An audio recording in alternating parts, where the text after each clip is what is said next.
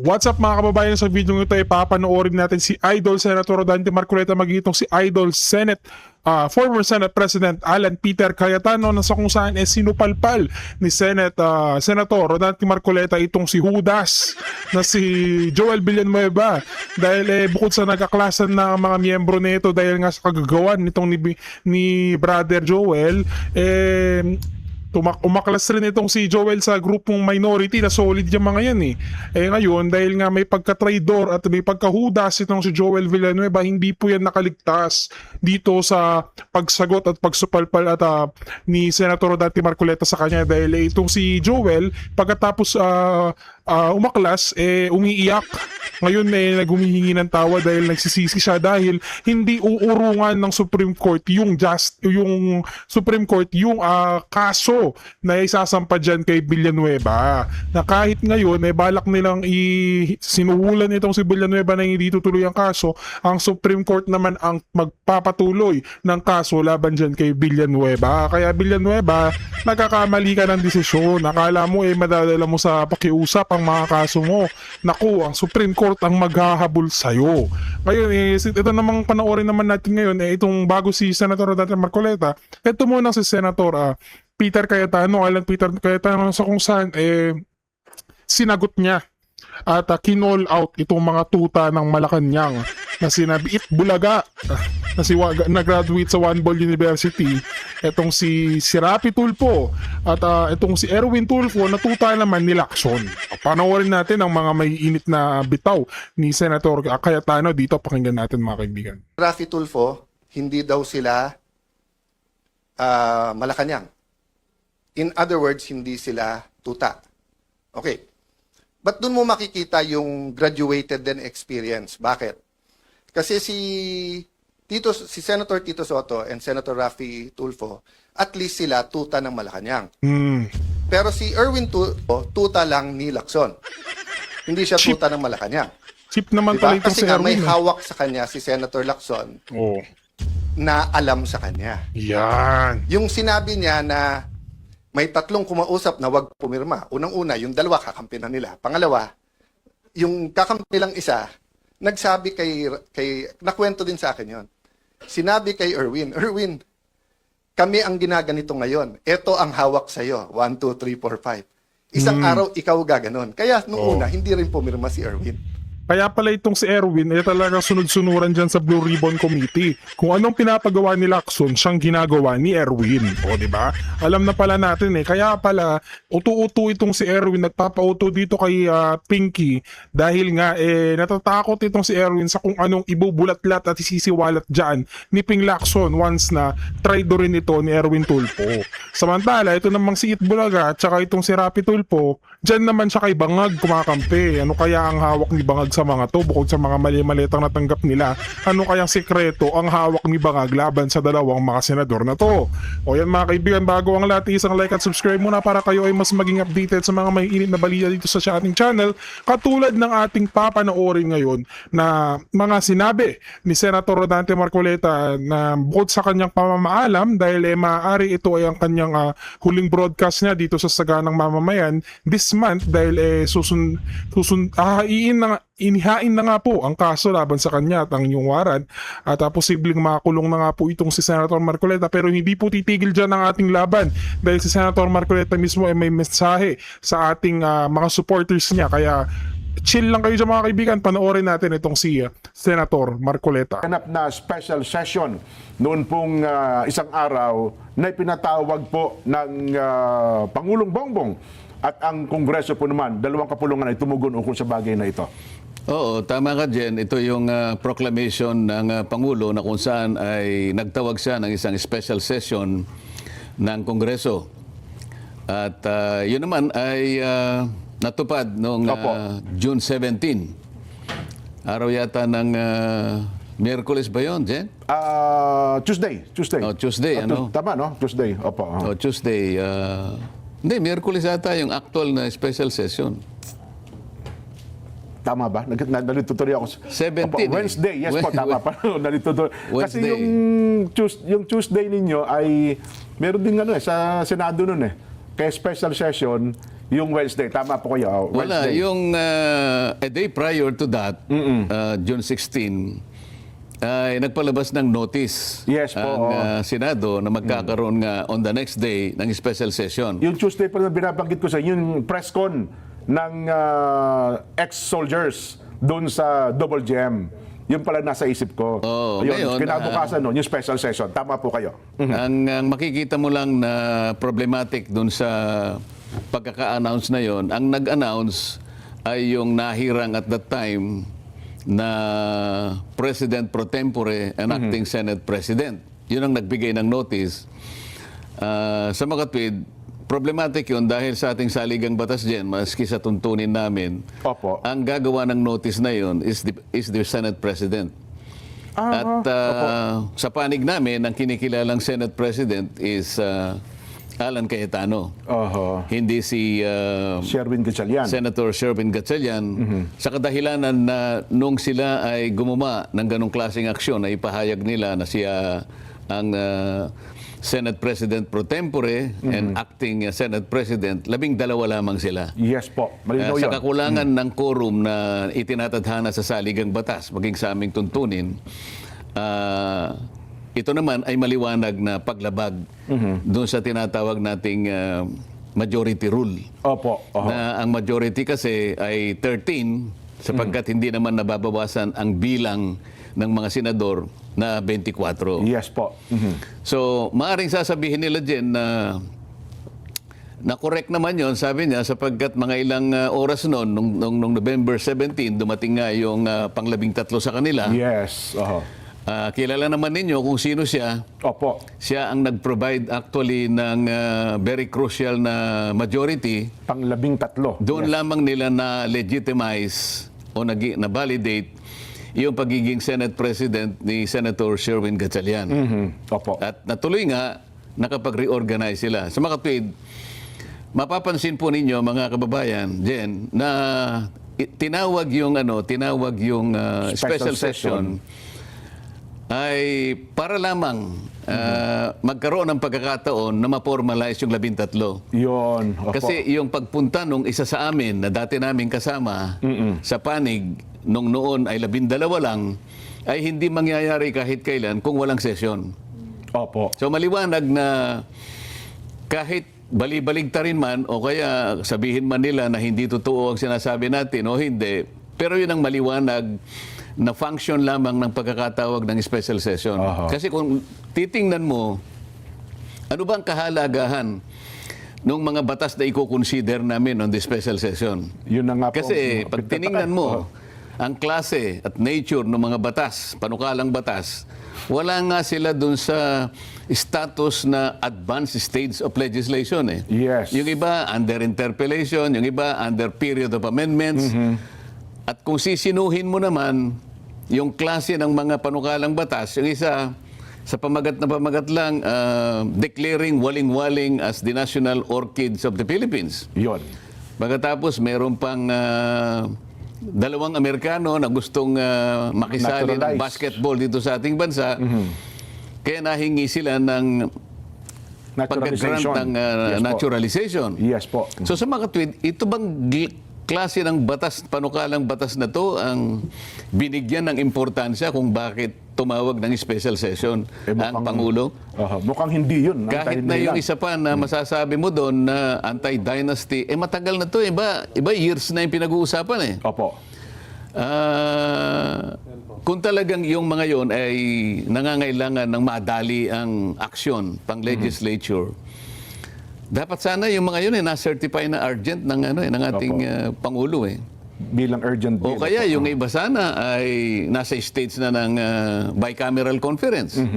Sa mga tweet, yung hindi man lang na-certify at yung iba taon ng kanilang ginugol para marating lamang ang estado na yon, hindi talaga urgent eh. Tama. So pangkaraniwan, kung re-reviewin mo yung mga pagkakataon kung saan ay tumawag ang Pangulo ng special session, makikita mo yung sense of urgency. Halimbawa, anong panahon ng COVID-19, Ayun. Opo. kailangan nating maipasa yung, alam mo yung batas na yon, yung bayanihan, Bayanihan Law 1 and 2. Opo. 1 and 2, kailangan talagang maipasa yon sapagkat naharap tayo sa isang hindi pangkaraniwang problema ng bansa na COVID-19 talaga. Oho. Hindi naman tayo pwedeng gumasta ng kahit pondo ng iba't ibang mga ahensya, magkakasala naman ang Pangulo ng bansa. Kaya nagtawag ng ganong klaseng special session. So hindi pangkaraniwan na pagkakataon, kaya ka tumatawag ng ganon. Pero kung pinag-uusapan ay waling-waling para ma-declare lang na national orchid ng ating bansa, At saka yung o dalawang naturalization. Amerikano na gustong makipag-basketball sa bansa natin at nahingi sila ng grant ng naturalization, citizenship. Pagkatapos meron pang isa, yung mga barangay workers, barangay health workers. BHW ata yun, opo. Alam mo, Jen, ang bilang ng barangay natin sa buong bansa, 42,000 plus barangays. Yes po, oho. Kapag tiningnan mo yung average ng bilang ng isang, merong barangay na malaki, merong barangay na affluent, Opo. may barangay na nasa syudad, merong nasa first class municipalities. Cities, yes po. Oh. Malalaki talaga ang bilang ng kanilang mga opisyalis sa barangay. Merong umaabot ng 200, may 100. Pero sa pangkaraniwan yung maliliit, lalo na yung first class, ay yung fourth class, Fifth class municipality. fifth class municipalities, kumisa 10 lang, Oho. dala ng kakulangan sa Budget, pondo, Opo, oho.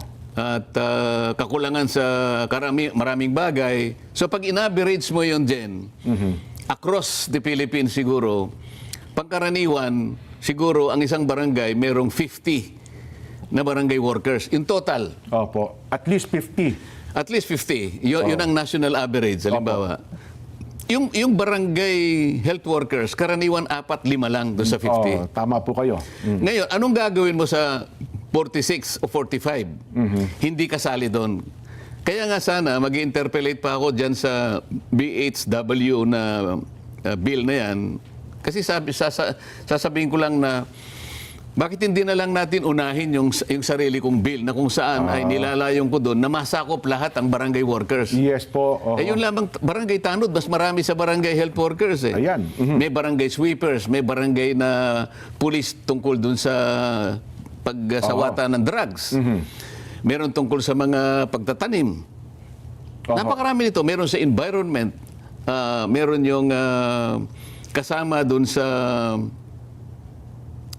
Marami po yan, sir. May represent council.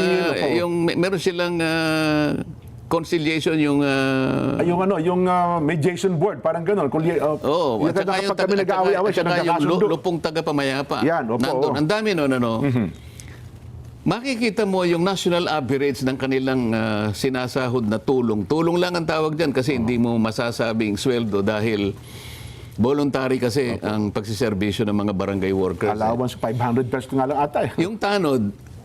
Yung tanod ay nag-a-average buong Pilipinas 900 pesos per month.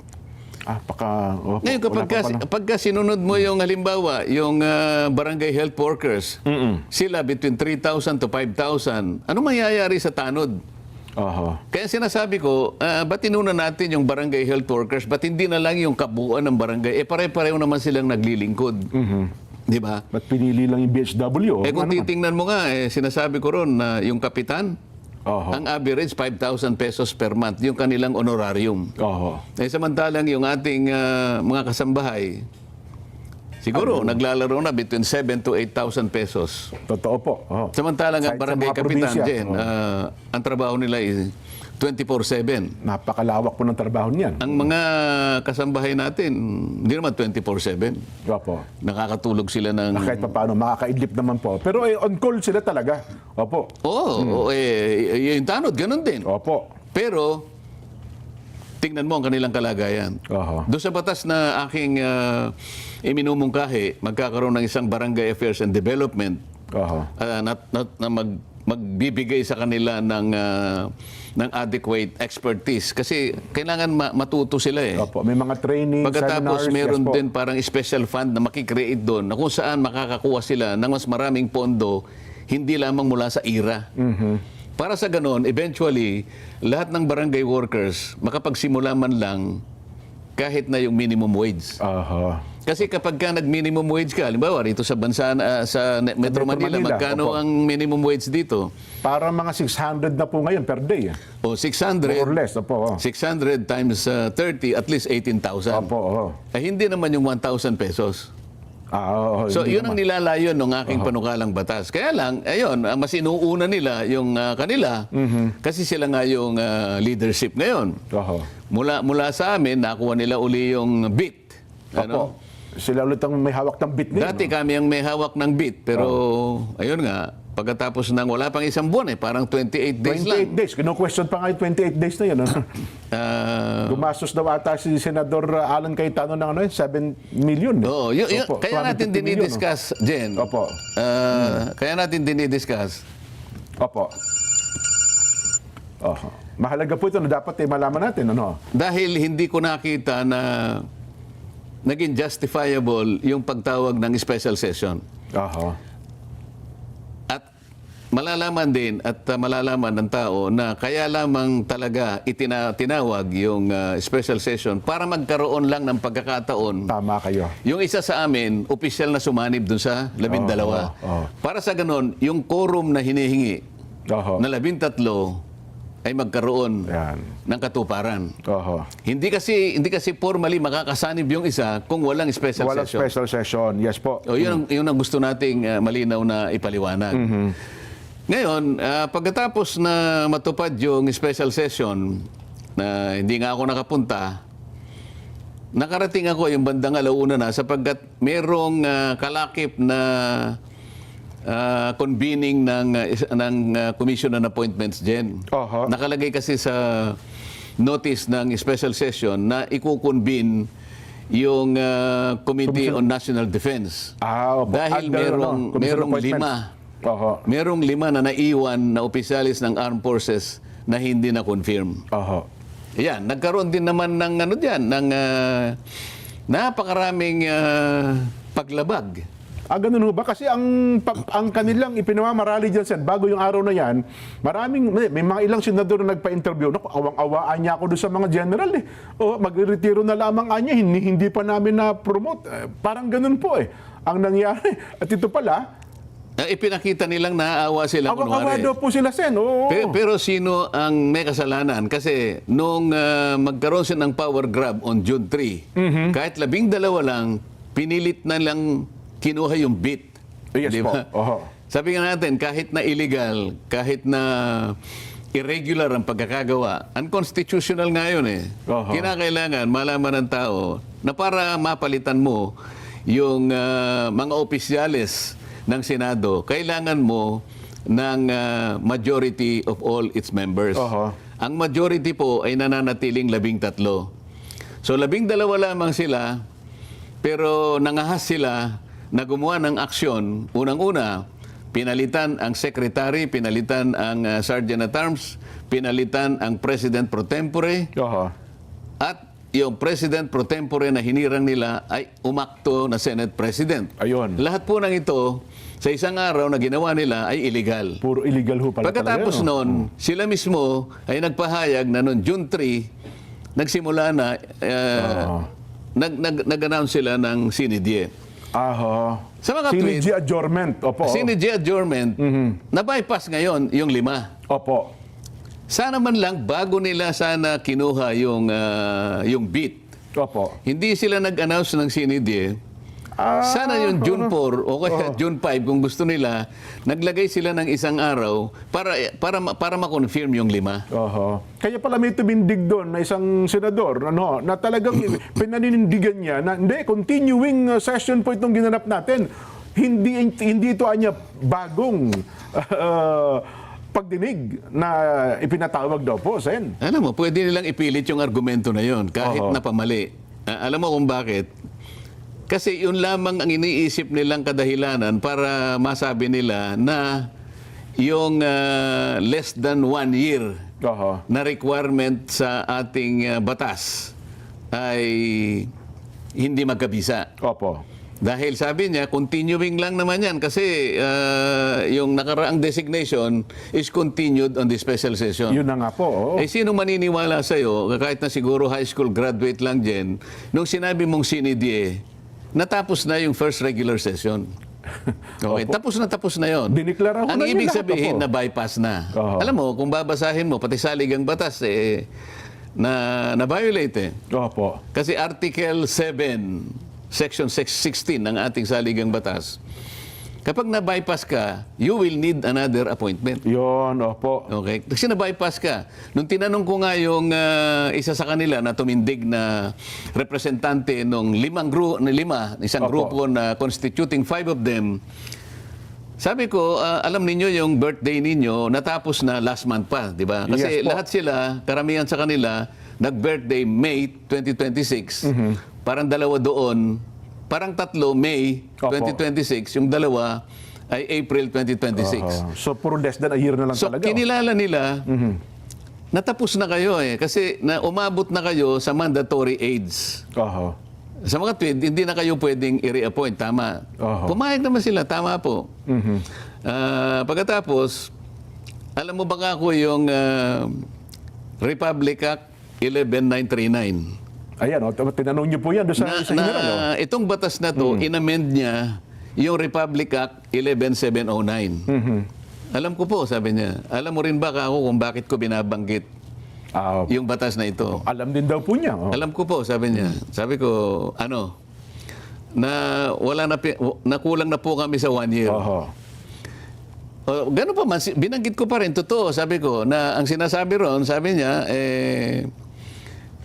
napakalinaw Oho. na hindi na kayo pwedeng, ito, sabi ko, binasa ko to be eligible for appointment or promotion to the grade of Brigadier General, blah, blah, blah, the officer must have at least 1 year remaining of active service before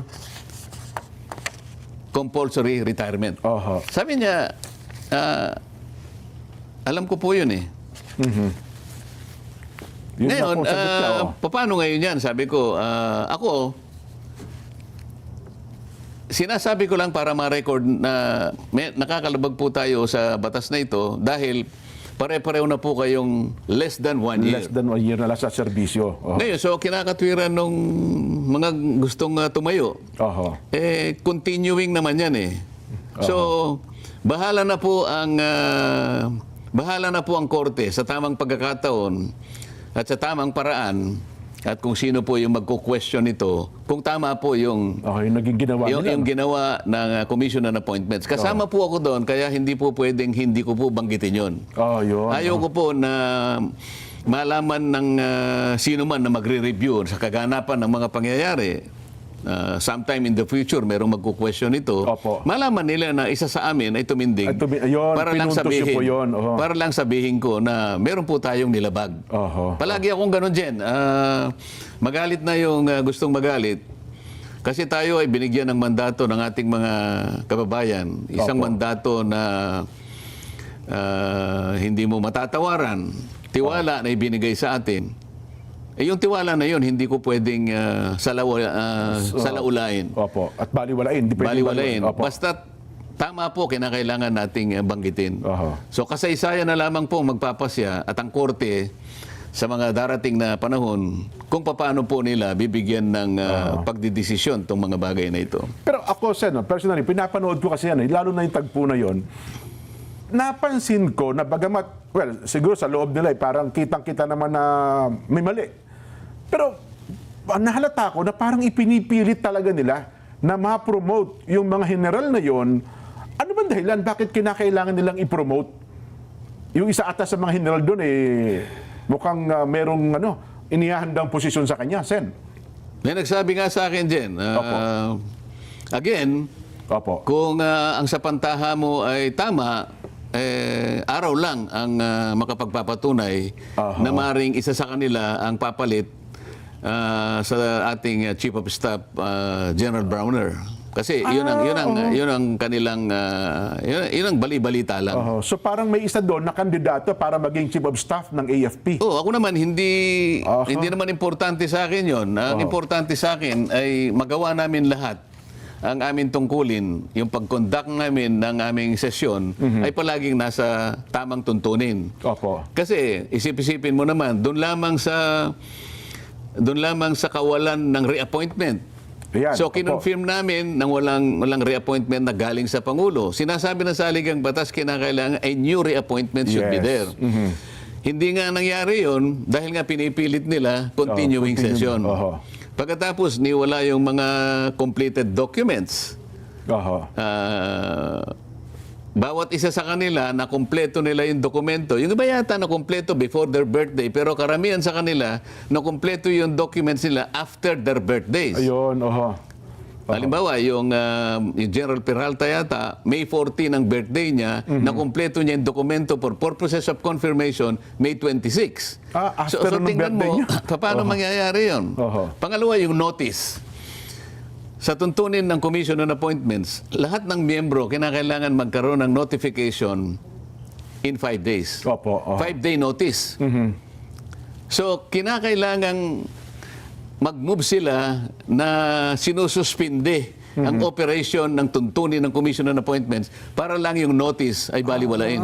Oho. So, ang tanging kasi po, kawawa naman sila eh. Wala silang kasalanan. Maaari nga. Opo. Eh, sino yung may kasalanan? Oho. Yung mga taong hindi nagtalaga ng araw para ma-confirm itong mga taong ito. Sa mga tweet, yung naguhugas kamay sila, ang ginagamit nilang dahilan na nakakaawa yung 5, Yun, pero opo. yung pagkakasala nila, ayaw nilang akuin. Oho. At parang sinisisi pa sa kampo ninyo, Sen, yung nangyaring na-delay sila. Kasi nga, nagkaroon daw ng walkout. Hindi daw kayo pumasok sa seksyon ng mga Pero nakalipas may na time araw. pa naman nun eh. Oho. Sino yung nagpanukala na June 3, nag-declare sila na sinidi eh. Sino sa kanila, hindi ba sila? Ayun. Dapat sana, bago nila ginawa yon, meron sana isang araw for confirmation. Kasi hanggang Friday pa dapat para yun eh. continuing. Oo nga po. Kasi dapat hanggang Friday pa po yun, di ba? Hanggang Friday yun. Oho. Yung Webes man lang, Oho. kinonfirma namin, continuing session. Ayun. Hindi dapat na nagtawag ng special session na kahit kailan, hindi pwedeng i-connect doon. Oho. The special session is distinct and separate from the last session, Oho. which ended June 3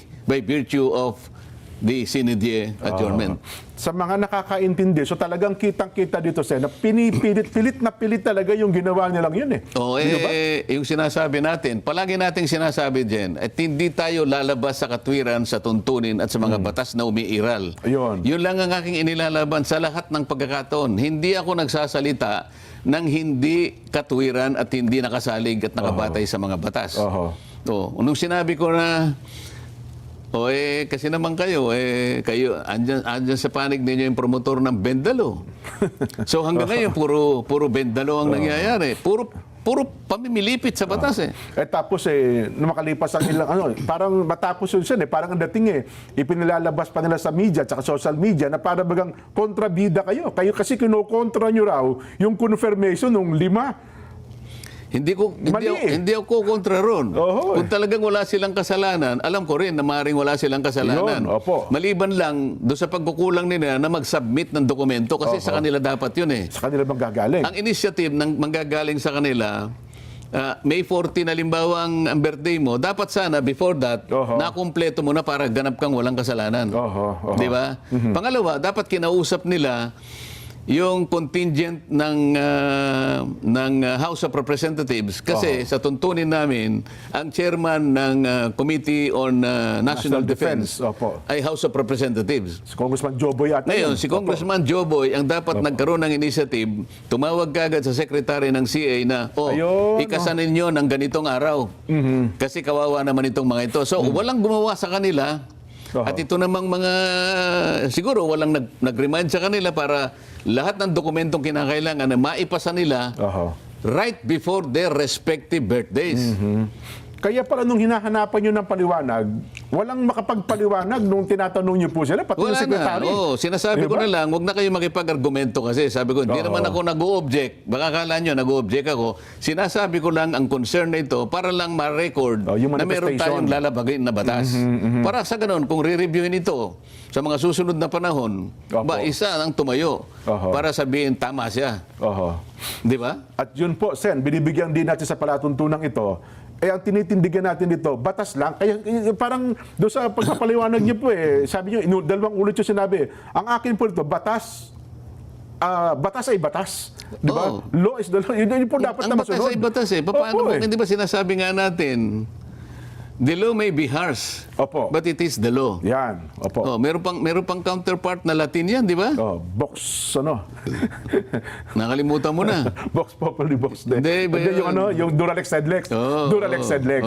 Duralex Sedlex. Yes po. Masyadong mabigat. Pero yun ang batas. Wala tayong magagawa. Hindi natin pwedeng baluktutin yun. Eh. Yes po. Tapos nabanggit mo kanina na yun daw pamumuno ni SP Alan na 28 days ay gumasta ng 700 million. 720 million daw in 28 days eh. Hindi, 700 million in 28 days. Opo. Parang panahon pa ng parang anarchy. Ganun, ano? At ang nangyari lang ay nagkaroon para ng isang paghihiring na hindi naman talaga inauthorize. Yung ganun pa yung kanyang ganun yung kanyang patutsada. Opo. Nakalimutan niya, Jen. Sa panahon niya, 10 buwang singkad ang nakalipas. Hindi siya tumawag kahit isa man lang na pagdinig sa flood control. Nako. Ngayon, sumahin mo yun, Jen. Kasi ang pinanggalingan niya is 25 million expense per day ng Per Senado. day pala ng Senado. Kaya nakwenta niyo yung 700 million eh. So 28 days times 25 million, 700 million. Ngayon, kwentahin mo yung 300, yung 10 months times 30 days. Ilan yun, Jen? 10 di 300, no? 300 days. Times 25 million. 7.5 billion pesos ang ginastos namin. Pero ni isang hearing ng flood control, hindi siya nagtawag. Alin ang mas magastos, Jen? Ay, siyempre, mas malaki yung billion yung pinag-uusapan. 10 buwang singkad, Jen. Okay? 7.5 billion pesos, ni isang pagdinig, wala siyang ginawa. Di, baka maging punto nyo, teka lang, ano lang naman ako sa Blue Ribbon Committee, hindi naman ito niyang kabuuan ng Senado. Hindi, sinasabi ko yung hindi mo pagtawag ng di ba? Ng pagdinig, tama. Kasi hindi lang naman yung Blue Ribbon ng buong Senado. Buong Senado po. Yung kabuuan ng Senado na ikaw ang Blue Ribbon, wala ka man lang naipasa sa sarili mo na magtawag ka kahit isa lang. Bakit naman? 10 months. Pagkatapos sabi niya, narinig ko siya in interview, magtrabaho na tayo. Sana naman kanya, yung minority, makipag-cooperate na. Pwede ko bang marinig mula sa kanya nasabihin niya ang mga pangungusap na ganito? Ngayon pong natapos na po ang aming power struggle. Yan, opo. Ako po'y naniniwala, nagganap na po kaming makakapagtrabaho ng maayos. At ang unang-una ko pong ipagpipilitan kung sino man po ang chairman ng Blue Ribbon Committee. Dito talaga, opo. Kailangang magpasya na sila. Gumawa ng isang schedule. Kung kinakailangan ay weekly ang Blue Ribbon Committee sa flood control hanggang sa ito ay matapos. Dapat daily. Pwede ba? Hindi, kahit na weekly lang, okay na ako ba? Okay na kayo? Pero kasi marami namang ibang mga issue kasi na kinakaharap din ng Blue Ribbon, hindi lang naman flood control. Ngayon, kung ang subcommittee binigay kay ganito, yun, pwede siyang mag-araw-araw kung gusto niya. Ngayon, para lang malaman natin na talagang seryoso sila na magtrabaho na tayo. Kasi dapat yun ang priority. Ang flood control na ito na problema ng ating bansa, hanggat ito ay hindi naisasaayos at ito ay hindi nagkakaroon ng ending, patuloy po na magiging bagsak ang kalagayan ng ating ekonomiya.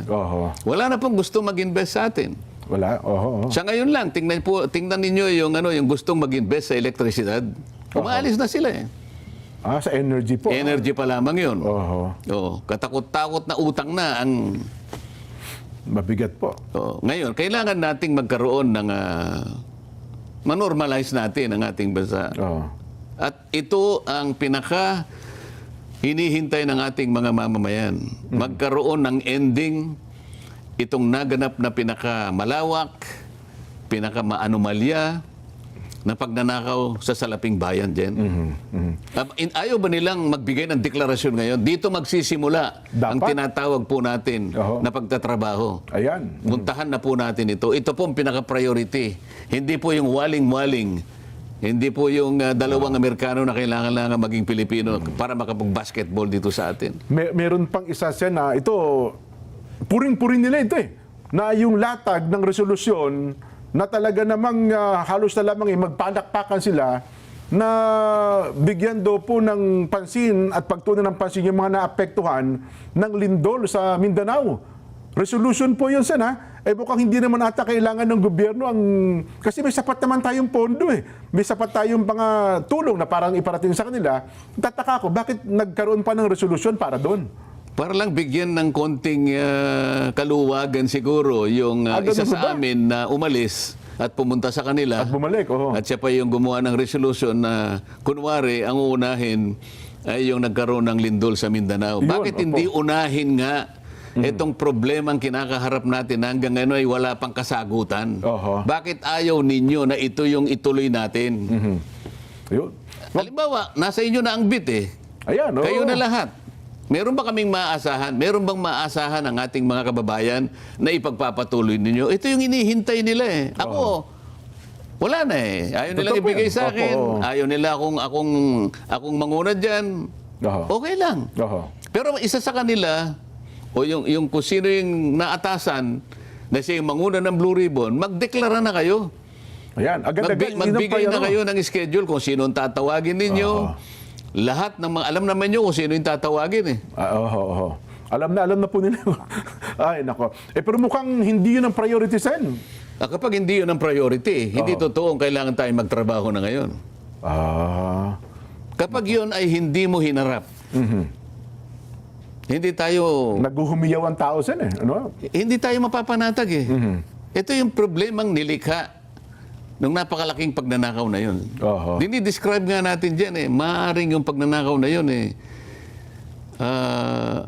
Magiging kandidato na sa Guinness Book of World Records eh. Ang pinakamalaking ano. Oo. Bakit ka mo?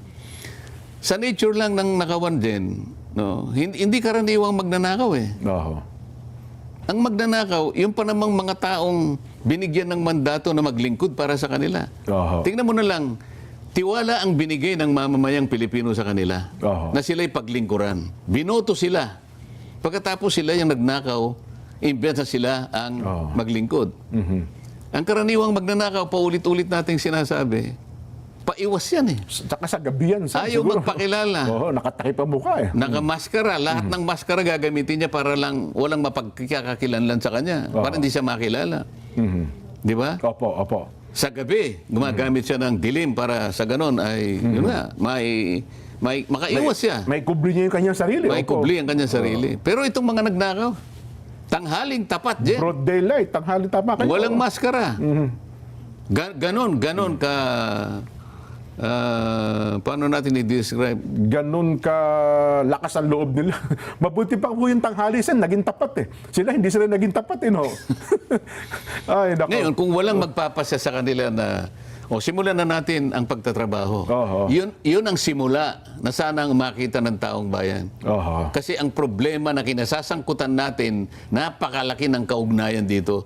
Nawalan na ng tiwala ang taong bayan ng dahil dito. Nawalan ng tiwala pati yung mga kapital, pati investor, lahat. Opo. Bumagsak ang ekonomiya dahil doon. Bakit hindi yun ang unahin mo? Mukhang ang direksyon na po nila ngayon, Sen, pasensya na kayo. Ito obserbasyon ng iba, maging sa social media, mukhang ipino-focus daw nila ngayon ang atensyon sa impeachment yata. Ano, ha? Well, yun lang naman ang napansin ng iba. Pero mukhang iniiwasan nila itong direksyon ng flood control. Sen. Siguro, dito nga sila nagagalit sa akin dyan dahil ang ginagawa ko lang naman ay para to pa rin natin, yung tungkulin natin. Oho.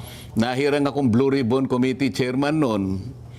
At nung bago ko simulan naman yon, ako'y nakipagkita sa Pangulo.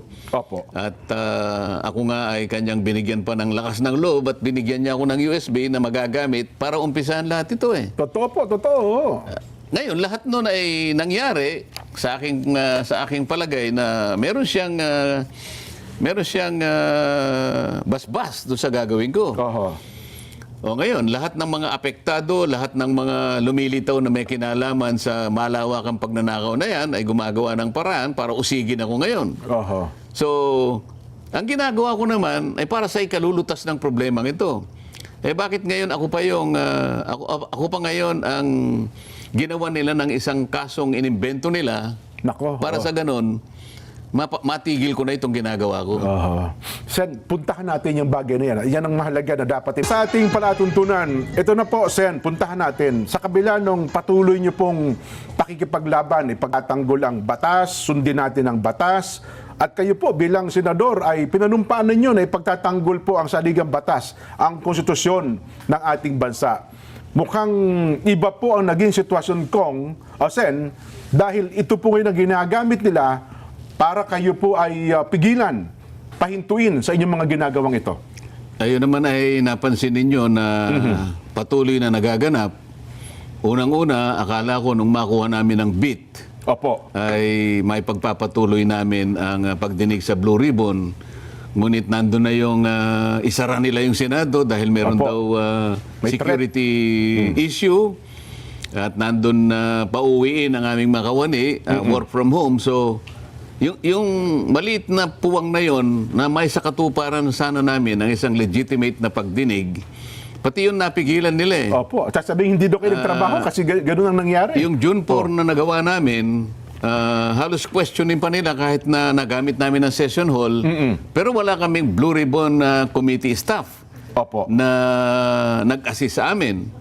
So, yung huling bahagi sana, na maaaring matawag namin na huling-huling pagdinig na lang, hindi rin May sa katuparan.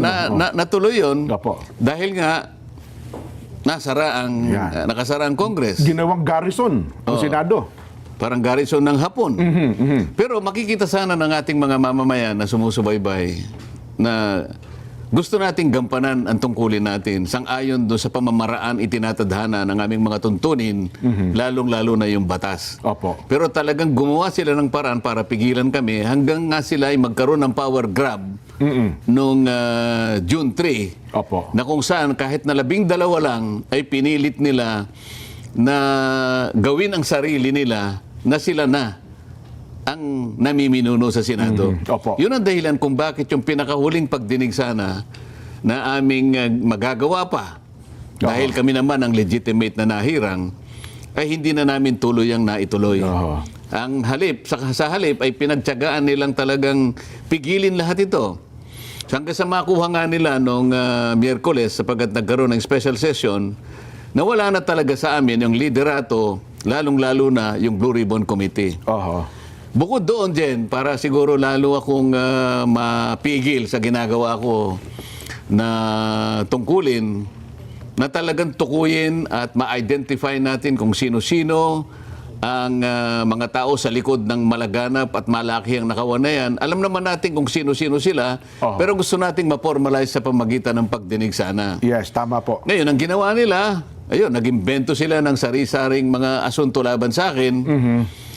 At alam na natin na nagpahayag na ako ng mga ilang araw na nakararaan na may posibilidad na ako pang aarestuhin din. Yun na nga po. So taliwas sa mga pahayag ng mga ex-marines at saka mga ex-soldiers ng ating bansa, kung sino-sino ang binanggit nila na naka-receive ng mali-maletang salapi.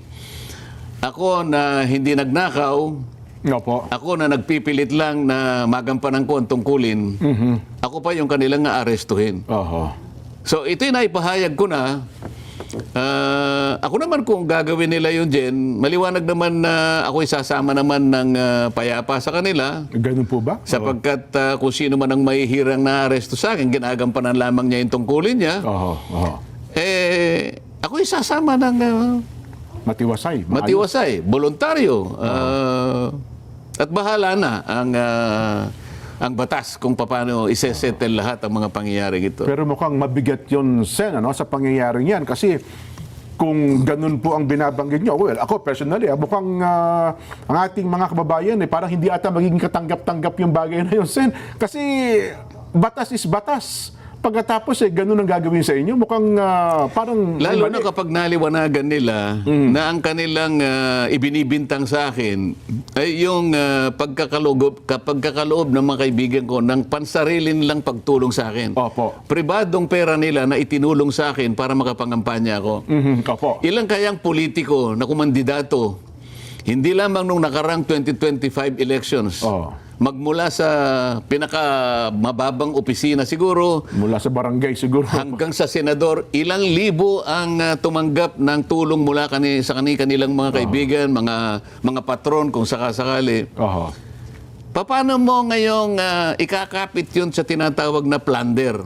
Yun. Diyan yung plunder kasi may kinalaman doon sa pagnanakaw mo ng salaping bayan. Sa lapi ng bayan po yun. O kaya kinonekta mo doon sa pangangako mo na bibigyan mo sila ng kung anong Ng klaseng pabor, ano ba? pabuya Opo, o pangako na ginagamit ko yung aking opisina. Oho.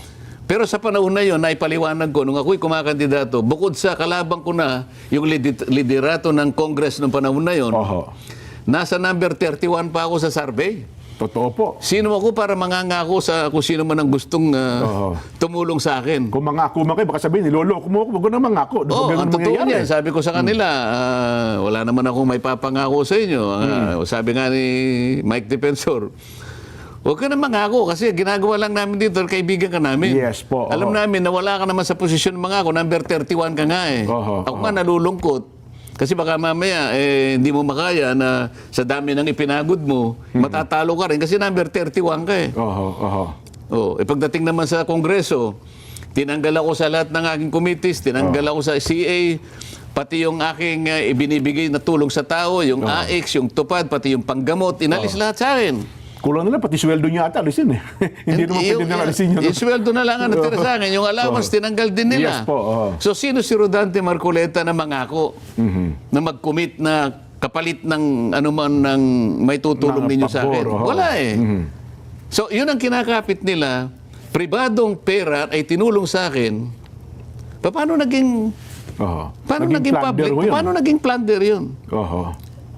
Kahit mga taong karaniwan na hindi naman mga abogado, nagtataka, paano po kayo nadawit to sa pagnanakaw ng pera ng bayan? Ewan ko kung sa kanila. Pero mag-iimbento sila ng kahit anong iaakusa sa akin para lang maaresto nila ako at matigil na ng tuluyan Oho.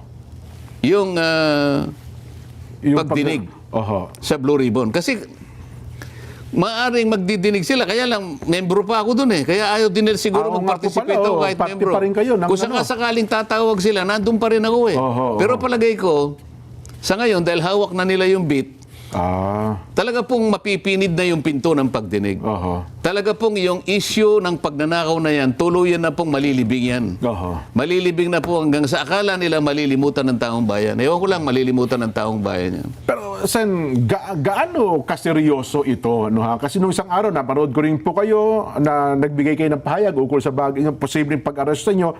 Pero gaano sila kaseryoso? Ano hong nakikita nyong dahilan para talagang isakatuparan po itong pag-aresto sa inyo? Ang nakikita ko sa kanila, dahil alam nila na pagtama, ilalaban ko kahit saan kami makarating. Ay, opo. Oho. Ipinakita ko na nung nakaraan, yung CA, sinabi ko, Oho. mali po ito sapagkat nakalabag po tayo sa isang batas na tayo pa rin ang gumawa. So nakikita na lang hanggang sa huling pagkakataon, kung ano yung tama, kung ano yung batas, pinipilit ko Oho. na ipaalam sa ating mga mamamayan. Ngayon, naharap tayo sa impeachment. Siguro iniisip nila, kapag kakasama na naman yan, akala nila na naman, ako naman kasi, wala akong papanigan dito. Kung ano yung totoong nalalaman ko, kung ano yung batas nalalaman ko, palagi akong ganun eh. Consistent ako dun eh. Siguro pati yun, ayaw nila. Well, kung nagawa po nila ito kay Senador Jinggoy, dalawa rin yung kaso sa inyo, indirect bribery at saka yung plunder. Indirect bribery kasama raw yung PD 46. Pero magpinsang buo ito eh. Ano ho ba? Ano ibig sabihin nun? Tumanggap daw ako ng gift. Habang kayo ay nasa posisyon, congressman daw kayo ng time na yon, no? Oo, by reason of my position. Pinapaliwanag ko nga sa inyo, yung posisyon ko, wala sa lugar na ako ay magbibigay ng kahit anong may papangako. Dahil number 31 ako sa survey. Minsan nga, nagamit kong halimbawa kahit hindi tama, si Saito halimbawa. Yan, opo. Kunwari lang dito. naman. Opo, kasama natin dito. Kunwari lang naman ito, para lang maintindihan ng lahat. Simpleng paghalimbawa. Simpleng tao yan, pero alam niya na hindi sa tataya doon sa kabayo sa karera, kundihado yun. Ay, siyempre naman ho. Tataya siya doon sa llamado. di ako llamado number 31 nga ako eh. Kumbaga sa Kulelet na kulelet. Kumbaga sa takbuhan ng kabayo, number 31 ako. Sino ang nasa matinong isip ang tataya sa number 31? Oho. Tapos pinadala ako 22, tapos bumagsak ulit sa 23. Sa makatwid, wala man lang ako sa Magic 12. Hanggang sa huling linggo ng kampanyahan noong time na yun, Sen, no? Oh, number 22 pa rin ako. Oo. Sinong mag-aakala na mananalo? Sinong tataya sa akin? Oo. So, paano ko gagamitin yung posisyon ko? Oo. Yun ang pinipilit natin. Pero mag-iimbento sila. Nako. Yun na lang ang gagawin eh. Yun pong indirect bribery ay bailable. Magkahiwalay ba ito ng korte sa Sandigan Bayan o sa ombudsman? Magkakasama yun eh. Ganun po. Maaring iniwalay nila, pero pareho lang ang magiging suma total niyan eh. Oo. Dahil, sabi ko nga sa'yo, bakit pa ako magpipiyansa? Kinabukasan, meron din plunder. Oo. Pero as of now, sa mga sandaling ito, Sen, habang tayo nag-uusap, 451, meron na ba kayong nabalitaan na arrest warrant o ano man na para kayo po ay... Nabalitaan ko na. Kaya nga ako nagpapahayag ngayon. Kung sakasakali pong ituloy nila ang pag-aresto sa akin, ako po isasama sa kanila peacefully. Ibig sabihin, I will not resist. Sapagkat tungkulin po yun ng arresting officer. Opo. Alam ko naman po yung tuntunin kung paano ka arestuin. Opo. Talagang ganyan eh. Ako naman ay dahil sa ginawa kong pakikipag laban tungkol sa katwiran at sa umiiral na batas, kung ito ang magiging kabayaran ng pagtatanggol ko sa ating bansa, sa ating mga kababayan, nasa kanila po yun eh. Wala akong alam na aking nilabag na batas. Yung pong kanilang mga asunto'y puro invento yun. Alam po ninyo ang pinagdalhan ng malay-maleta. Pati po yung mga kasama ko sa Senado na dati namin kasama sa grupo namin, meron silang plunder na nauna na. Opo. Pero dahil sa pagsanib sa kanila, nawala na po siguro. Baka sila po ay hindi na asuntuhin.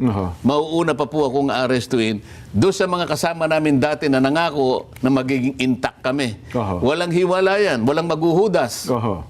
Sabi ni Pero Boying, napansin na ninyo kung sino po yung naghudas. sabi ni Ombudsman Boying, yung mga naunang sa niya pa, hinug na raw po ang kasong plunder para sa kanila. Nakita ko, unang-una, April 2026, nandun yung 5 kaso na nakalaan para kay Martin Romualdez. Opo. Isang plunder, isang indirect bribery, isang direct bribery, a violation of AMLAC, Opo. violation of RA 3019. 5. April 2026.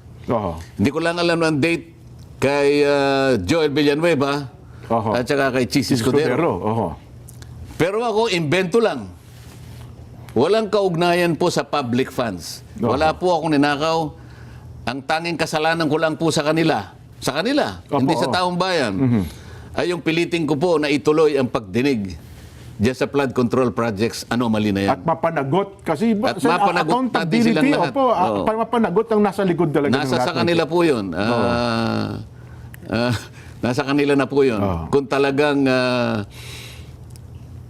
arestuhin po nila ako, muli po ako nagsasabi na ako po ay sasama sa kanila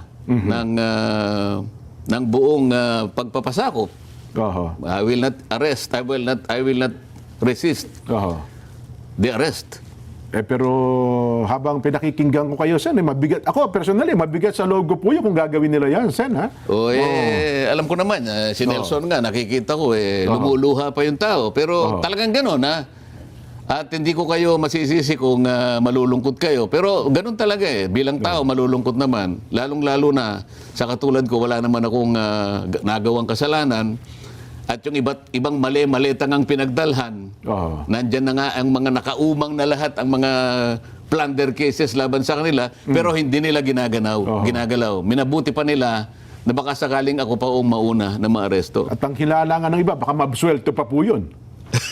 Hindi ko ba? Hindi malayo yun. Hindi malayo yun. Mukhang, ano ba ito? Lokohan na ba ito? Sen, mukhang, sabi nga nung isa kong narinig, mukhang inuunggoy na tayo. Planet of the Apes na ba ang Pilipinas ngayon?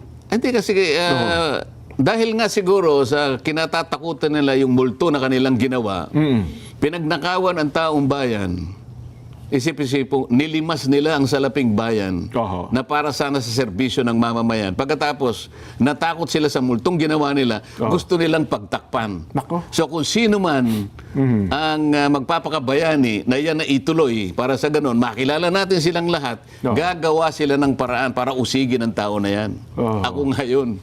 So bakit kayo magtataka? Bakit kayo malulungkot? Dapat inasahan natin na gagawin nila sa akin yan.